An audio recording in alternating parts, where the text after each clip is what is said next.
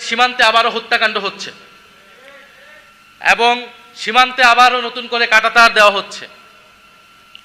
তো সীমান্তে কাঁটাতার দিয়ে এবং সীমান্তে আমার দেশের জনগণকে হত্যা করে কেউ যদি বন্ধুত্বের কথা বলে তার সাথে বন্ধুত্ব সম্ভব না।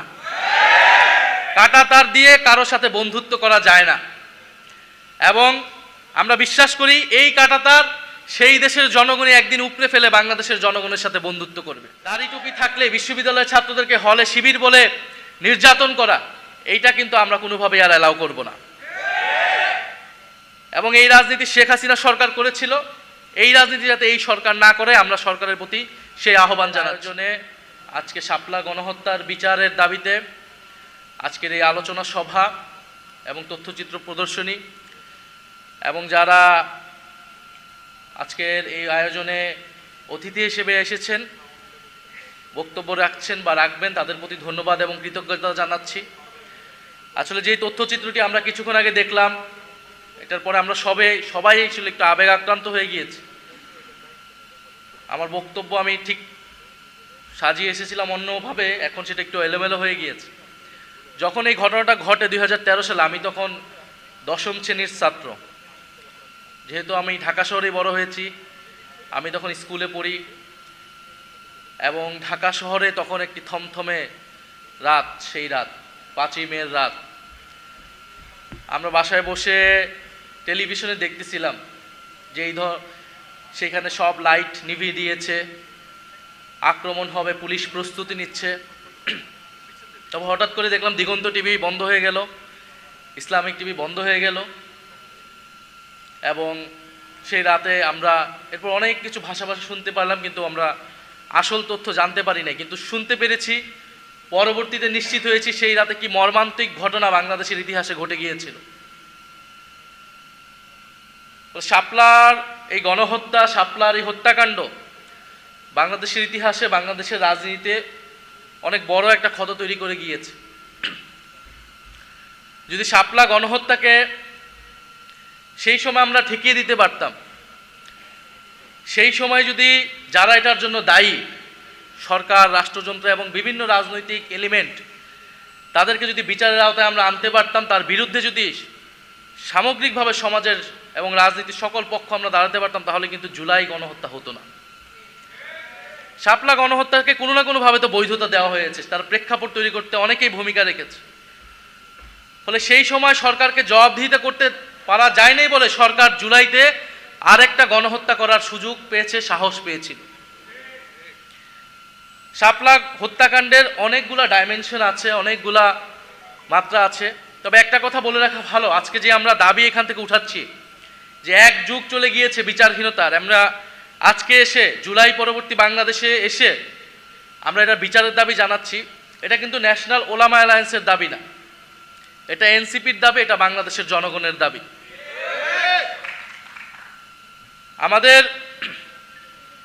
আমরা জানি 13 সালের প্রেক্ষাপটটা, যে 2013 সালে যুদ্ধাপরাধীর বিচারের দাবিতে একটা আন্দোলন শুরু হলো এবং শেখ হাসিনা সরকারের রাষ্ট্রীয় পৃষ্ঠপোষকতা সে আন্দোলনকে উস্কানি দেওয়া হলো বিরোধী দলকে, বিরোধী মতকে দমন পীড়নের জন্য। জামাত ইসলামী নেতাদেরকে সেই সময় হত্যাকাণ্ড করার একটা প্ল্যাটফর্ম হিসেবে একটা স্টেজ করা হলো শাহবাগের আন্দোলনকে, এবং সেই আন্দোলনে ইসলাম বিদ্বেষকে প্রশ্রয় দেওয়া হলো। খুব স্বাভাবিকভাবে এই দেশের ধর্মপ্রাণ মানুষ, ধর্মপ্রাণ মুসলমান, তার ইসলাম এবং রাসূল সাল্লাল্লাহু আলাইহি সাল্লামকে নিয়ে যখন কথা বলা হবে, কটূক্তি করা হবে, তারা তার বিরুদ্ধে দাঁড়াবেই। এবং আপনারা তথ্যচিত্র দেখবেন, হেফাজত সেই সময় অনেকবার বলেছে যে যুদ্ধাপরাধীর বিচার নিয়ে কিন্তু তাদের কোনো ইস্যু ছিল না। তাদের ইস্যুটা যে এখানে ইসলামের বিরুদ্ধে যারা কটূক্তি করে তারা এইখানে এই আন্দোলনটাকে নেতৃত্ব দিচ্ছে এবং ইসলাম বিরোধী নানান ধরনের বক্তব্য সেখান থেকে আসছে, এবং তারা তাদের একটা দাবি দাওয়া নিয়ে নাগরিক অধিকারের জায়গা থেকে তারা ঢাকা শহরে এসেছিল, সমাবেশ করেছিল। আপনি 13 দফা সমর্থন করতে পারেন, নাও করতে পারেন, কিন্তু সমাজের কোনো অংশ যদি তার মত প্রকাশের অধিকার, তার একটা দাবি দাওয়া পেশ করতে চায়, রাষ্ট্রে তার অধিকার আছে।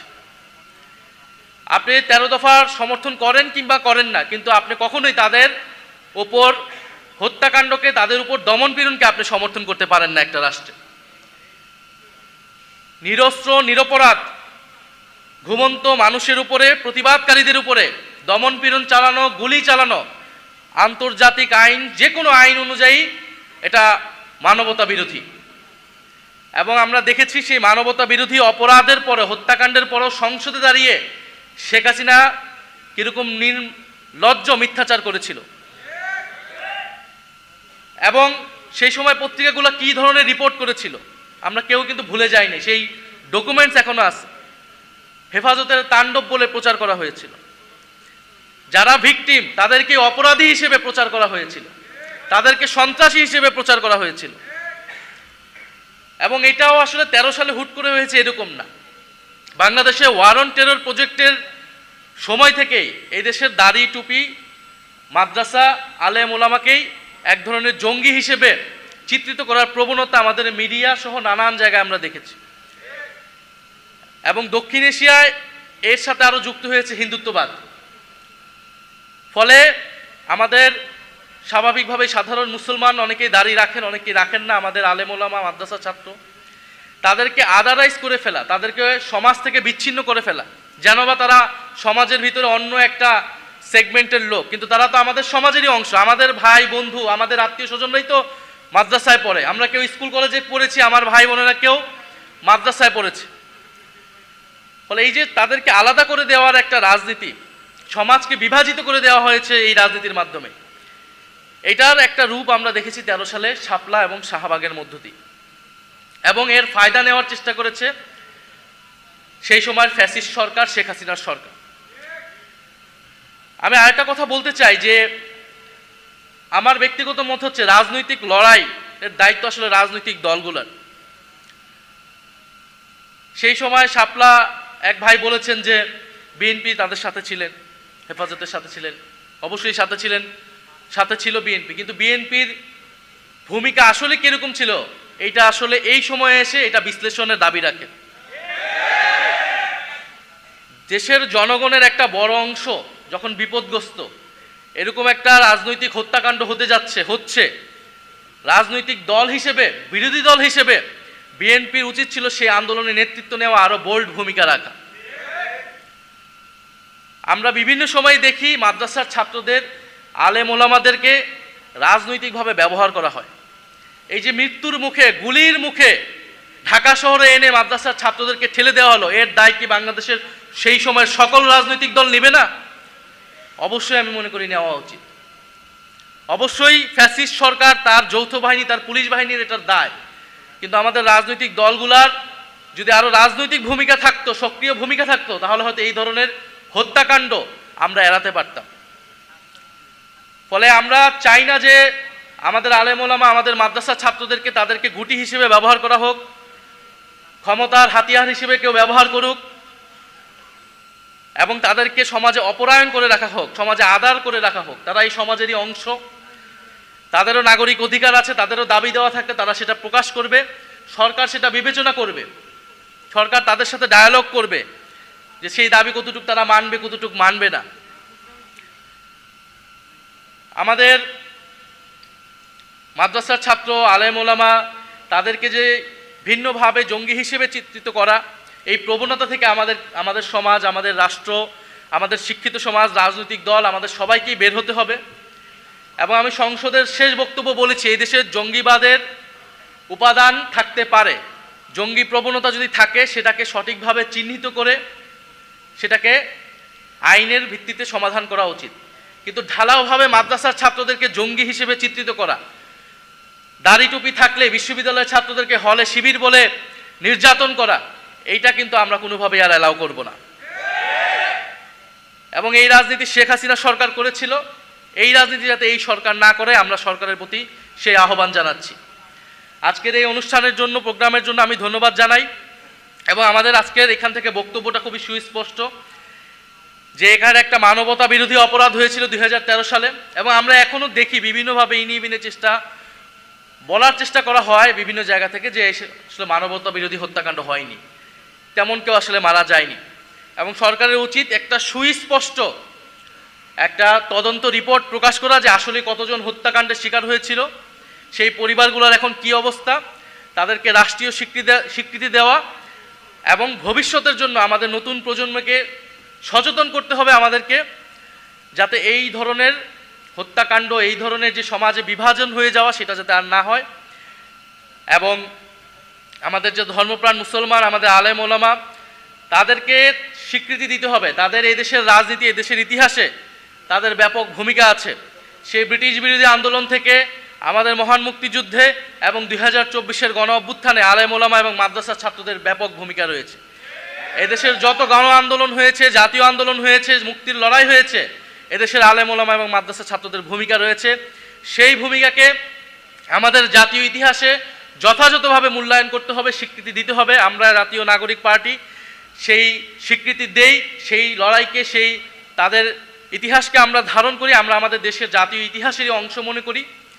এবং আমরা মনে করি যে আমাদের জাতীয় পর্যায়েও আলেম ওলামাদের কথা বলা উচিত, ভূমিকা রাখা উচিত, তাদের মেইন স্ট্রিমে আসা উচিত, বিভিন্ন বিষয় নিয়ে কথা বলা উচিত, দেশ নিয়ে, রাষ্ট্র নিয়ে, সমাজ এবং নাগরিক অধিকার নিয়ে। এবং লেলিন ভাই বলেছেন যে বিচার বহির্ভূত হত্যাকাণ্ড, মানবতা বিরোধী হত্যাকাণ্ড, এটা সকল হত্যাকাণ্ডের বিরুদ্ধে আমাদেরকে এই অবস্থানটা জানাতে হবে, আমাদের কথা বলতে হবে। এবং আমরা অন্তর্বর্তী সরকারের সময় সেটা বলেছি এবং এই সরকারের সময় আমরা বলছি যে সকল মানবতা বিরোধী বিচার বহির্ভূত হত্যাকাণ্ড যেটা হয়েছে, এবং বিগত সরকারের সময়ে, বিগত সরকার বলতে আওয়ামী ফ্যাসিস্ট সরকারের সময় যেই গণহত্যাগুলো হয়েছে, মানবতা বিরোধী হত্যাকাণ্ড হয়েছে, গুম হয়েছে, সব কিছুর বিচার করার দায়িত্ব বর্তমান সরকারের। আরেকটি বিষয় বন্ধুগণ, আমরা দেখছি যে আমাদের সীমান্তে আবারও হত্যাকাণ্ড হচ্ছে এবং সীমান্তে আবারও নতুন করে কাঁটাতার দেওয়া হচ্ছে। তো সীমান্তে কাঁটাতার দিয়ে এবং সীমান্তে আমার দেশের জনগণকে হত্যা করে কেউ যদি বন্ধুত্বের কথা বলে, তার সাথে বন্ধুত্ব সম্ভব না। কাঁটাতার দিয়ে কারো সাথে বন্ধুত্ব করা যায় না। এবং আমরা বিশ্বাস করি এই কাঁটাতার সেই দেশের জনগণই একদিন উপড়ে ফেলে বাংলাদেশের জনগণের সাথে বন্ধুত্ব করবে। এবং বাংলাদেশের সীমান্তকে রক্ষা করার দায়িত্ব এই সরকারের এবং এই দেশের জনগণের। যদি সরকার ব্যর্থ হয়, জনগণ সেই দায়িত্ব কিন্তু নিজ হাতে তুলে নেবে। এবং বাংলাদেশের সীমান্ত রক্ষা করার দায়িত্ব আমাদের। বাংলাদেশের আমাদের নদীর যে পানির ন্যায্য হিস্সা, সেটা আদায় করার দায়িত্ব আমাদের। সরকারের প্রতি আমাদের আহ্বান থাকবে, সরকার এই বিষয়গুলোতে দৃষ্টিপাত করবে। আমরা অন্য কোনো রাষ্ট্রের, সেটা যে কোনো রাষ্ট্র হোক, তার কোনো করদার্য হিসেবে বাংলাদেশকে দেখতে চাই না। বাংলাদেশের স্বাধীনতা, সার্বভৌমত্ব এবং জাতীয় মর্যাদা অক্ষুণ্ণ রাখবে, আমরা এরকম একটি দেশ প্রতিষ্ঠা করতে চাই। সেটার জন্যই জুলাই গণঅভ্যুত্থানে আমরা সকলেই অংশগ্রহণ করেছিলাম। ফলে আমরা স্পষ্টভাবেই এটা বলতে চাই যে বাংলাদেশের আমরা সীমান্তের ওপারে দেখছি নানা অস্থিরতা, সেখানকার মুসলমানদেরকে নির্যাতন করা হচ্ছে, দমন পীড়ন করা হচ্ছে। এবং বাংলাদেশেও এটা প্রোপাগান্ডা করার চেষ্টা করা হবে যে এই দেশের মুসলমানরা এই দেশের হিন্দুদেরকে নির্যাতন করছে। এই মিথ্যা প্রচার করে তারা সেইখানের মুসলমানদেরকে হত্যাকাণ্ড করার জায়েজ করবে। কিন্তু আমরা দেখেছি জুলাই গণ অভ্যুত্থানের পরও এই মাদ্রাসার ছাত্ররাই কিন্তু মন্দির পাহারা দিয়েছিল। এবং এই দেশের হিন্দুদেরকে যদি কোনো ধরনের সাম্প্রদায়িকতা করার কেউ চেষ্টা করে, স্যাবোটাইজ করার কেউ চেষ্টা করবে, আমরা আমাদের ভাইদেরকে রক্ষা করার জন্য প্রস্তুত আছি। ইনশাল্লাহ আছি কি না?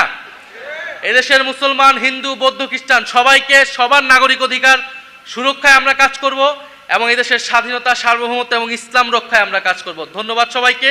এবং জাতীয় ওলামা অ্যালায়েন্সকে আবারও ধন্যবাদ জানাচ্ছি। জাতীয় ওলামা অ্যালায়েন্সের সম্মানিত আহ্বায়ক আশরাফ মাহাদি ভাই, সম্মানিত সদস্য সচিব সানাউল্লাহ ভাই, তাদেরকে ধন্যবাদ জানাচ্ছি। জাতীয় ওলামা অ্যালায়েন্স সারা দেশে কাজ করছে, তরুণ আলেমদেরকে সংগঠিত করছে, কাজ করছে। আমরা মনে করি জাতীয় নাগরিক পার্টি, এনসিপি, আলেম ওলামা এবং মাদ্রাসার ছাত্রদের যে অধিকার, সেই অধিকার নিয়ে আমরা কথা বলবো এবং শাপলা গণহত্যার বিচার আমরা দ্রুত সময়ের মধ্যে দেখতে পারবো বলে আমরা আশা রাখছি। ধন্যবাদ সবাই। আসসালামু আলাইকুম।